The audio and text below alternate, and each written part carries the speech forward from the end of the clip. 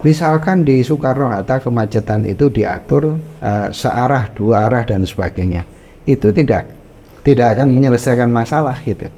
Karena ini hanya asap bukan apinya. Apinya itu adalah daerah-daerah sekitar misalkan Unibra dan sebagainya itu buka kantornya dan buka sekolahnya bareng.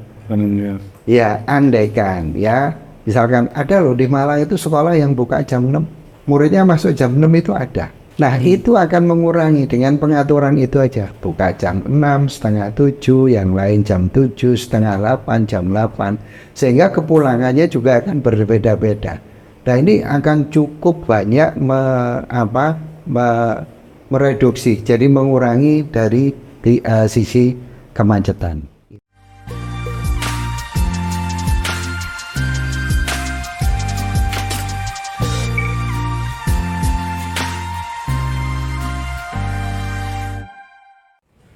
Assalamualaikum warahmatullahi wabarakatuh. Assalamualaikum warahmatullahi wabarakatuh. Selamat datang di podcast Tugu Inspirasi, membincang inspirasi dengan orang-orang hebat.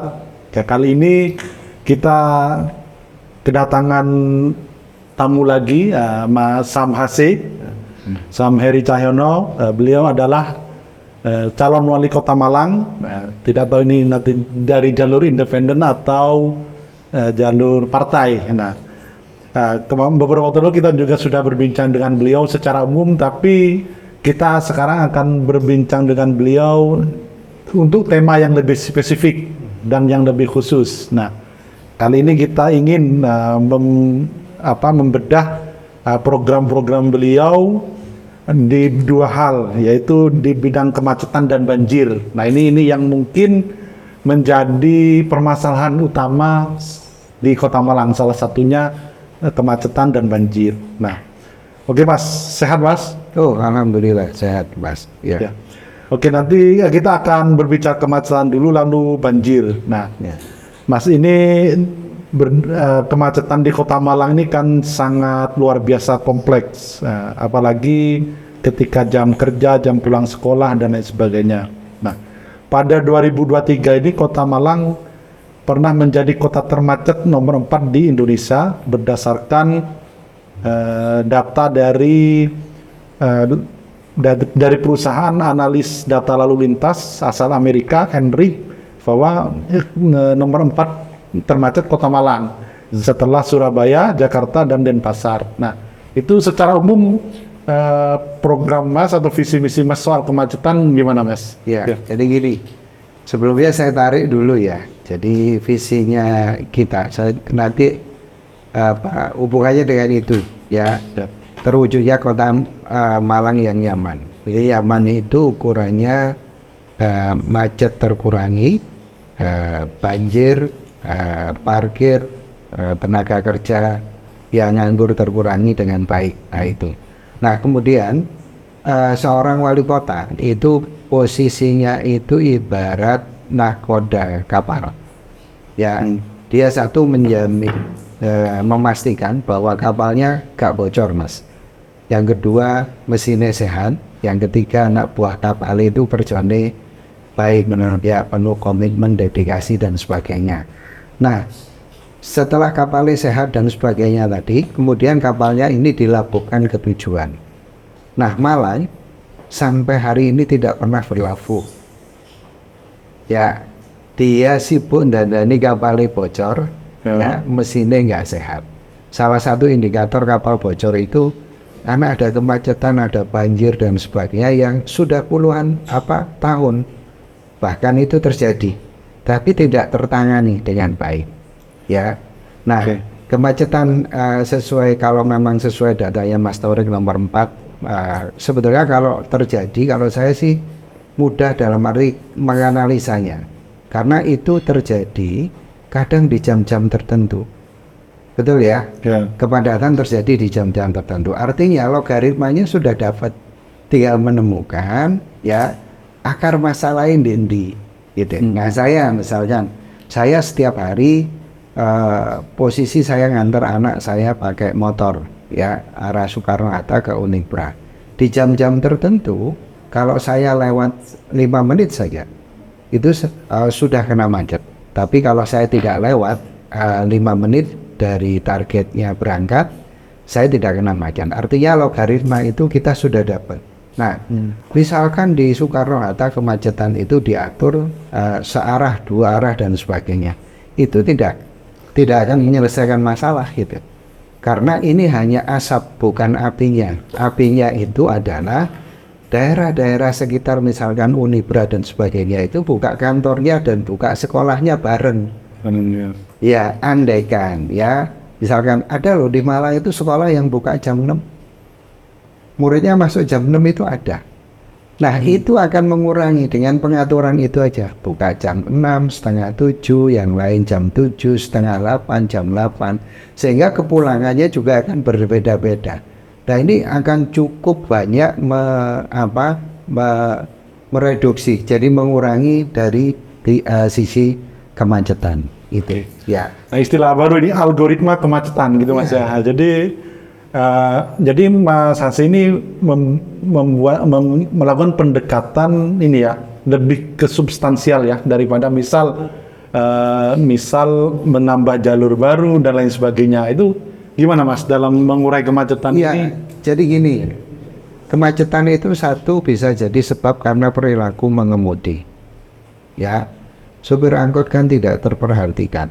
Atau perilaku pengemudi itu misalkan ono sing parkir di pinggir jalan, yang harusnya 2 jalur akhirnya diokupasi 1 jalur buat parkir. Nah, ini kan sebetulnya dengan ketegasan ya dan konsistensi sudah selesai, bisa diselesaikan.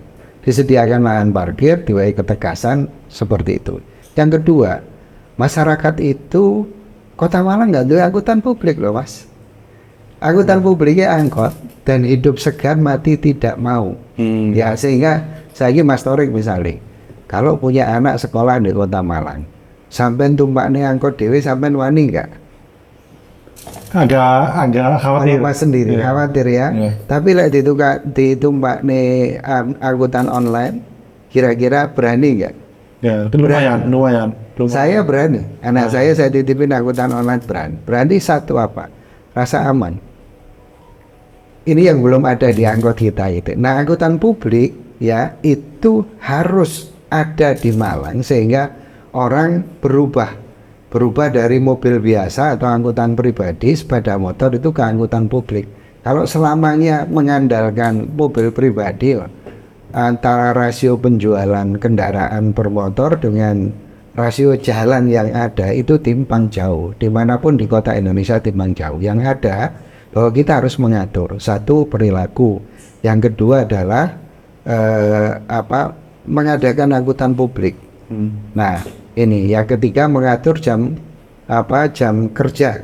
Jadi jam operasional antara kantor itu mau kantor swasta, kantornya pemerintah juga harus diatur. Kemudian jangan lupa Mas, ada hampir 8.000 orang ya ASN di Kota Malang. Saya yakin kalau 70%-nya bawa motor aja, 30% bawa mobil misalkan seperti itu juga menambah. Ini kalau bisa dialihkan ke angkutan umum dan singgeran mana wali kota ini numpak angkutan umum. Nah, angkutan umum harus dibenahi. Nah, ini yang belum ada. Nah, kita punya program untuk angkot, itu programnya keren, nanti mungkin di podcast selanjutnya bisa. Jadi angkutan publik Malang mau dibawa kemana?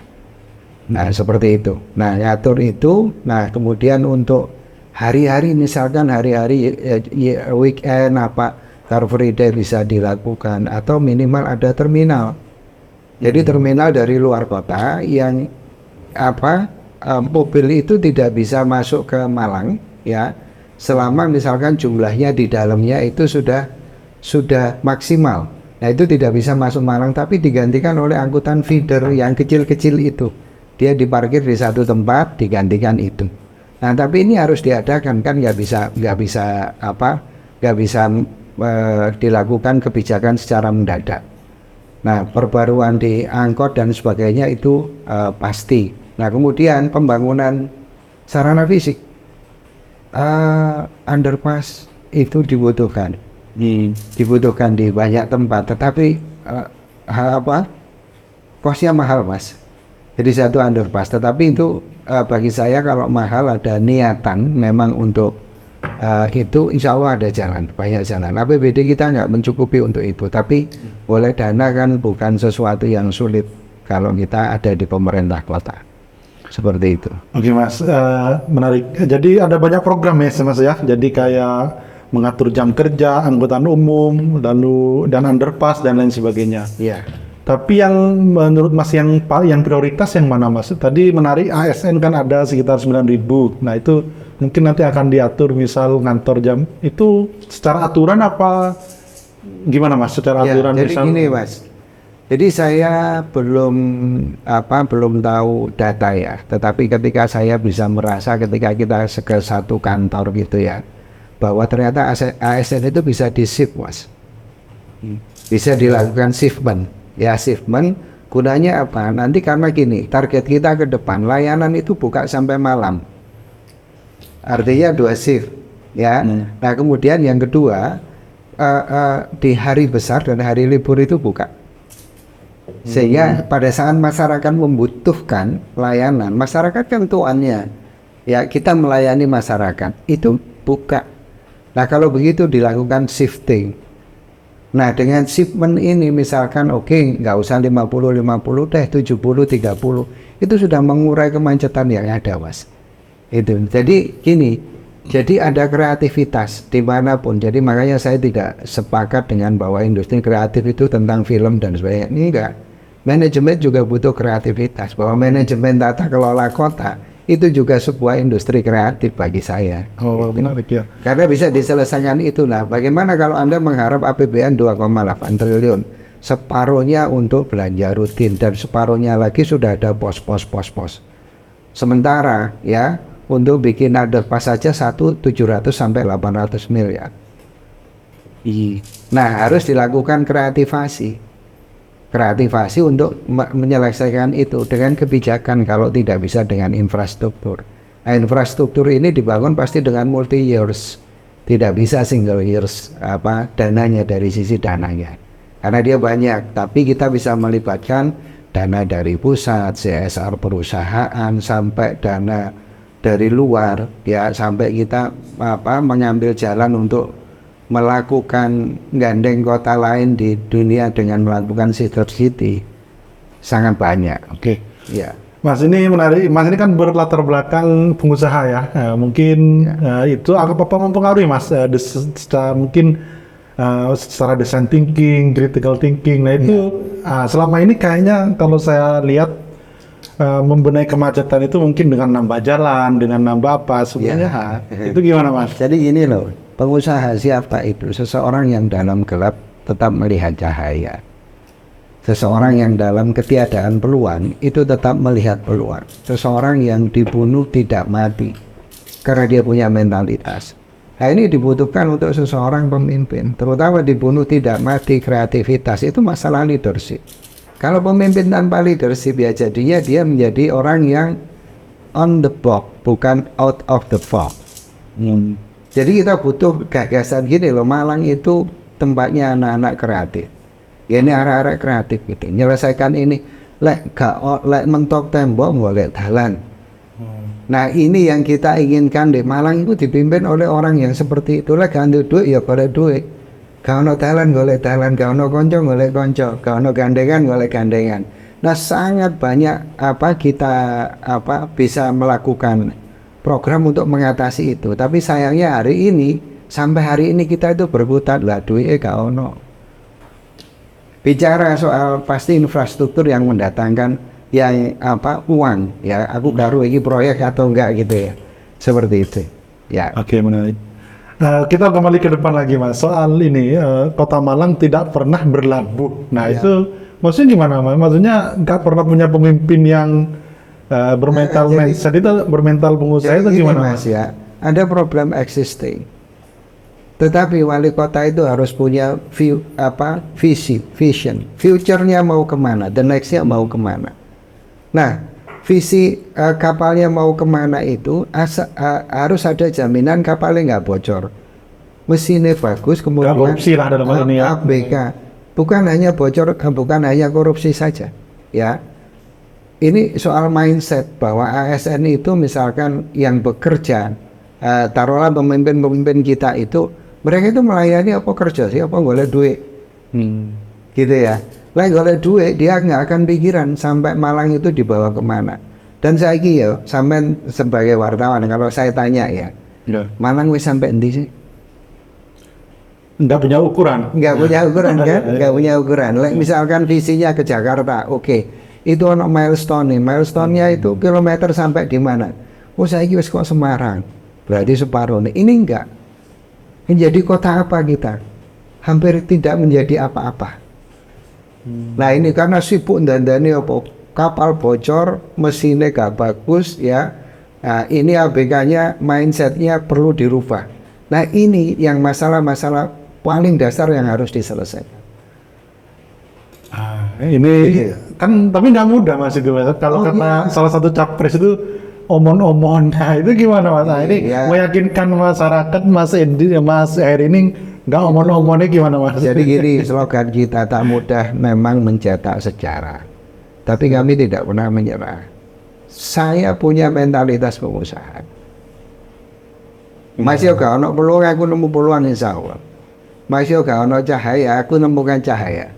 Nah ini ya, kita harus satu bisa memberi contoh itu. Jadi wali kota ya mengabdi. Kita services kepala layanan, bukan golek duit memperkaya. Mari wali kota moro sugih ngono ya. Tanah ndi gini ndi. Indonesia ini Mas. Jadi soal niatan dari awal ya, niatan dari awal gitu. Jadi pusat kekuasaan itu direbut untuk menguasai atau untuk memperbaiki. Nah ini beda jauh Mas. Gitu. Oke, menarik Mas.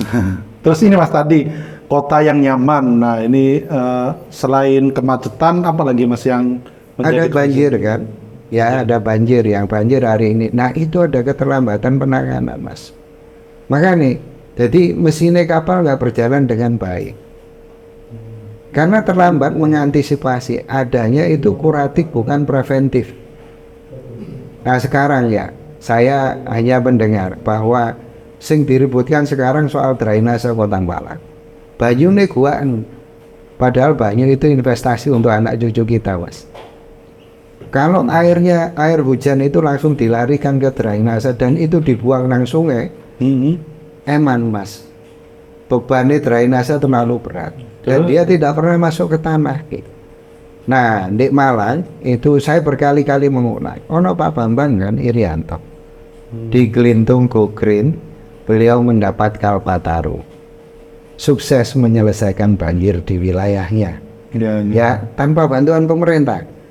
Oleh Kalpataru diundang nang Guangzhou, di Guangzhou dilomba dari berbagai belahan negara di dunia, dapat penghargaan juga, sukses. Nah orang-orang dengan cerita sukses ini tidak hanya di Malang ya, ngomong di Indonesia itu paling diparani pimpinannya duwe hadiah, bukan sistemnya diduplikasi ke daerah lain, ke kelurahan lain Mas ya. Menarik ya. Dikasih satu keputusan apakah perwali atau perda gitu ya, gawin seluruh kampung. Karena apa? Di Pak Bambang satu kampung itu ditancap 200 resapan. Orang mana sumur injeksi karyanya seorang profesor, dan itu benar-benar mampu Mas, diaudit 1 tahun oleh apa kalau nggak salah Sukovindo ya, itu mampu menampung, jadi memasukkan air hujan 197 juta liter dalam 1 tahun. Air tanah yang munggah 5 meter Mas permukaan, dan itu nambah kesehatan. Nah ini yang yang hari ini itu hanya satu kampung karena tidak diduplikasi dan dimasifikasi seluruh kota. Seluruh kota baik yang ada banjirnya maupun yang tidak ada banjirnya, karena tanah itu terhubung, airnya juga akan terhubung. Gitu. Malang kan daerah dhuwur, mosok banjir ngono kan. Nah, kemudian ada juga lahan-lahan yang memang harusnya sungai wis ditutup Mas. Dhuwure duwe omah. Nggak tahu siapa yang mengizinkan gitu kan.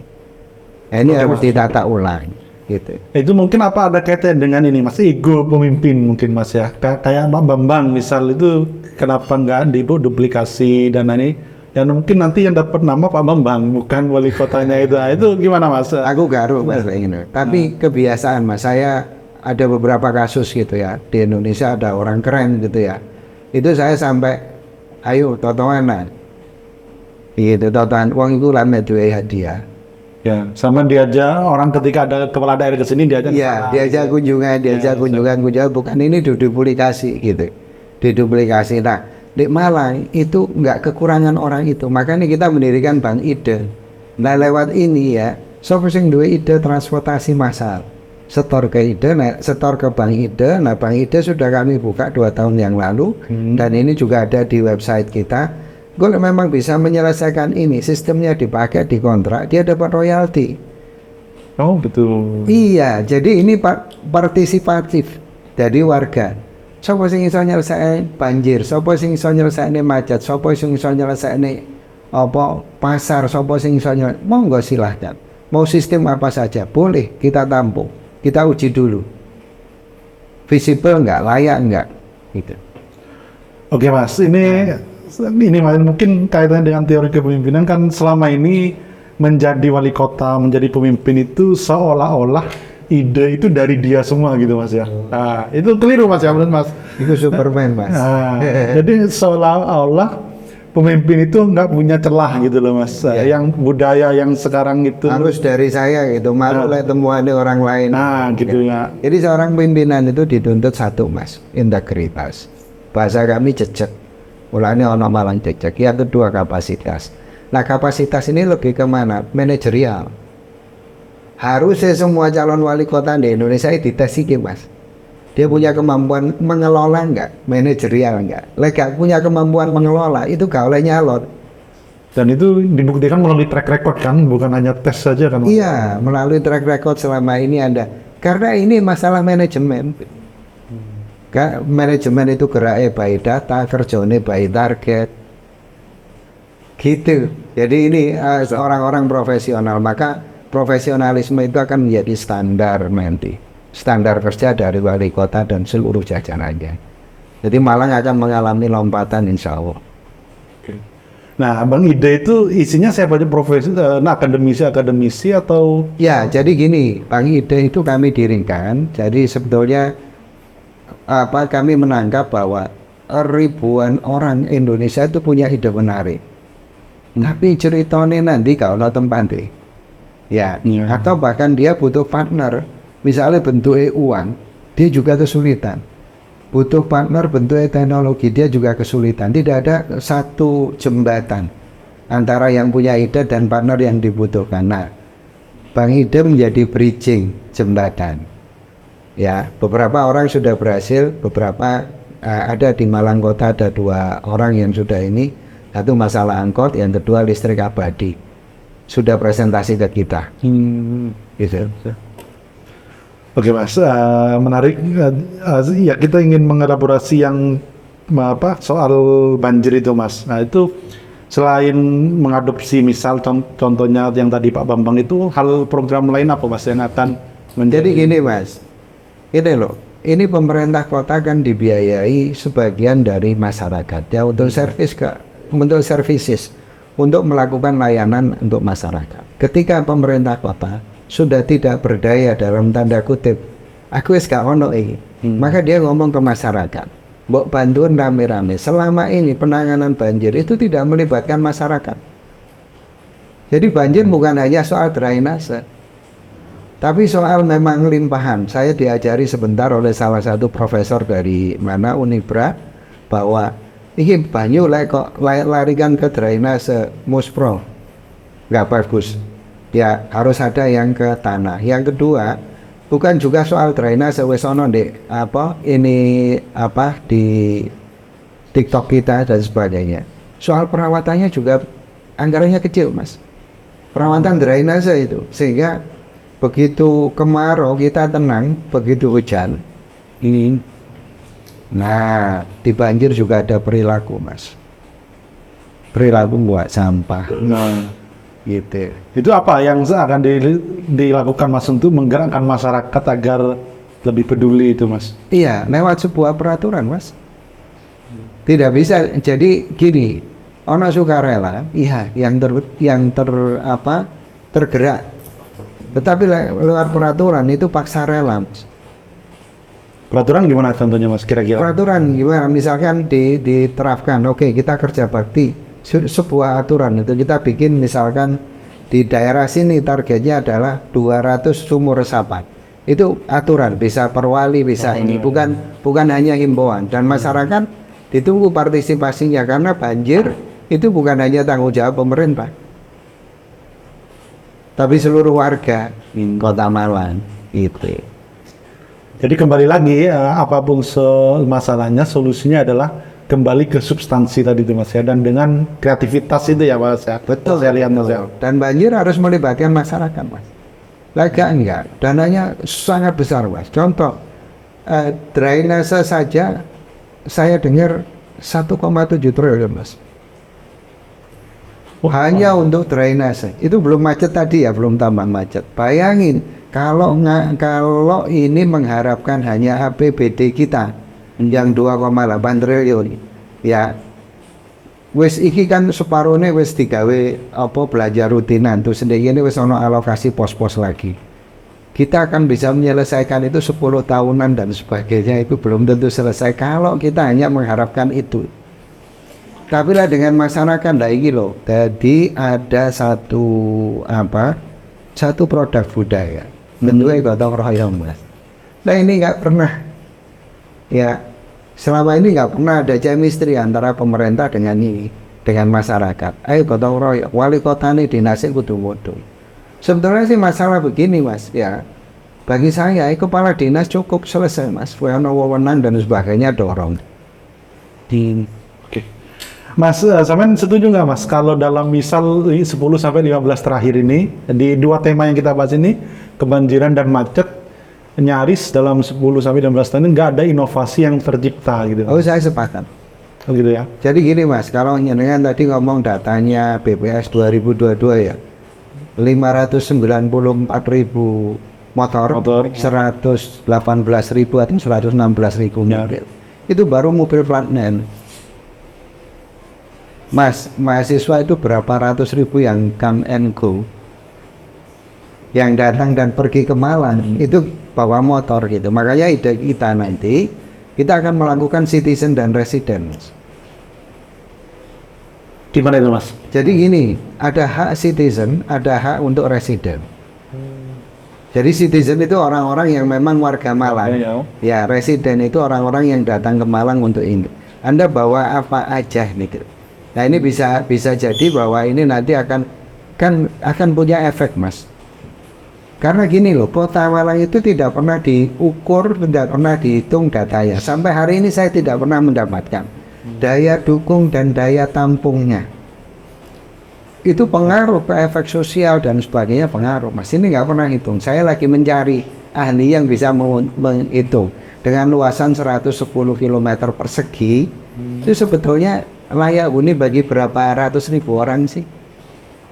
Dengan jalan yang berapa itu, 1251 km atau berapa itu, layaknya harus berapa motor sih? Berapa mobil? Nah itu nanti akan menjadi dasar dari sebuah keputusan. Kalau begitu angkutan massalnya, mass rapid transportnya itu dalam bentuk apa? Dalam bentuk bis kah, angkot atau tram ya? Nah ini yang akan menjadi dasar itu Mas. Itu saya lihat misalkan dulu waktu keliling naik motor di Swiss itu, jadi ada jalan yang bisa dipakai untuk semuanya. Jadi satu jalan lebar gitu, termnya juga keretanya bisa lewat situ, gitu, angkotnya, mobil biasa juga bisa melintas itu. Itu keren Mas. Jadi nggak butuh tempat khusus, nggak butuh jalur khusus gitu. Misalnya jalur ini khusus untuk untuk kereta, enggak. Dia berada justru di lalu lalang itu dan jalannya pelan. Gitu. Kayak gimana? Oke Mas, mungkin pertanyaan terakhir, ini kan visi, salah satu visi Mas kan kota nyaman. Nah itu kan tadi ada sister city, kota yang ditiru lah ya. Itu gimana pandangannya berarti untuk dua hal ini Kota Malang bisa dirilis mana saja Mas? Jadi ada beberapa hal ya. Jadi gini, kami ada program untuk City of Talent juga kan. City of Talent itu berbeda kota lagi untuk sister city-nya. Gitu. Untuk macet dan banjir sampai hari ini kami belum menentukan kota mana. Yang jelas ada beberapa kota yang nanti masih prematur untuk saya jawab gitu. Nah, bolehkah misalkan kita menggandeng mereka sebagai sister city? Nah, kalau memang disepakati, artinya mereka akan membantu penyelesaian masalah macet, masalah banjir. Ya, sebetulnya gini, di Malang dengan jumlah akademisi itu, dengan para ahli yang di luar akademisi, itu bisa mampu menyelesaikan kota Malang, Mas. Macet, banjir, saya jamin gini. Tapi selama ini karena tidak pernah diwadahi, jadi belum ada rembuk gitu. Jadi politisi itu selalu mengajari, kampanye itu menjadikan masyarakatnya sebagai objek. Jadi yang ngerti kampung itu masyarakat kampung, biar mereka yang ngomong ke politisi, bukan politisi menggurui masyarakatnya tentang kampung itu gitu. Nah, ini yang kita rubah, jadi pendekatan itu yang kita rubah. Jadi pendekatan lebih egaliter, lebih partisipatif. Partisipatif. Dan tidak menganggap pemimpin itu orang yang tidak punya celah dan serba tahu. Nah, kayak malaikat keliru. Oh, menungso podo menungso nih kok. Cuma posisinya aja beda. Sampai sama saya sama. Gitu. Menarik ini. Jadi selama ini masih apa? Potensi-potensi itu hanya digunakan sebagai seremonial saja, bukan yang substansi, Mas ya. Itu sangat disayangkan. Sayang, jadi output gak jadi outcome. Padahal misalnya training UKM, wis trainingnya, wis. Lah wonge terus hasilnya apa nendangi nanti. Ya pokoknya wis dilaksanakan training. Itu yang banyak dilakukan oleh kita, sehingga apa? Nggak berarti apa-apa. Jadi output bukan outcome. Gitu. Oke, siap Mas. Dari 2 hari ini mungkin ada yang perlu disampaikan lagi, Mas, yang belum mungkin terlewat biar masyarakat. Tidak ya, saya kira sudah cukup, Mas. Nanti kita jumpa lagi di ini yang khusus, di program lain, karena ada masalah-masalah krusial ya. Jadi yang saya bilang ini meneri kapal bocor. Baru nanti kita bicara internetnya setelah kembali rapat kabeh, mesinnya bagus, APK-nya bagus, ini dilayarkan, dilabuhkan ke tujuan. Nah, tujuannya apa the next yang itu, karena hari ini Malang belum pernah menggambar itu. Ada gambaran itu di atas buku, di atas kertas, jadi teori, tapi kapalnya gak melaku karena bocor gitu. Oke. Ya. Yang menarik ini juga salah satu pelajaran yang menarik dari Mas Heri ini, kalau boleh testimoni, ini nggak ada pertanyaan yang settingan, semuanya natural. Dan mungkin ketika wali kota seperti ini semua mungkin akan menarik dan akan menjadi pencerdasan yang luar biasa kepada masyarakat. Nah, nanti akan kita uji lagi ide-ide, inovasi-inovasi Mas Heri di tema-tema yang lain. Saja mungkin kali ini kita membahas kemacetan dan banjir. Itu saja. Assalamualaikum warahmatullahi wabarakatuh. Waalaikumsalam warahmatullahi wabarakatuh.